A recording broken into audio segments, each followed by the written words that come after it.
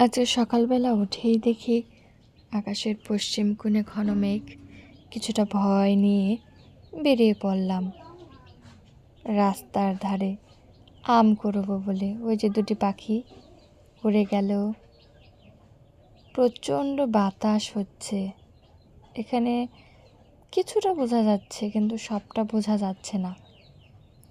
তারপরে এই যে দেখেন, এই যে চারিদিকে প্রচণ্ড বাতাস। এই যে চৈত্রের প্রথম এরকম ঝোড়ো হাওয়া আমাদের এদিকে আসলো। এখনো অবধি তেমন বৃষ্টিও হয়নি, সেদিন একটু হয়েছিল কিন্তু ভালোভাবে বৃষ্টি হয়নি। এই যে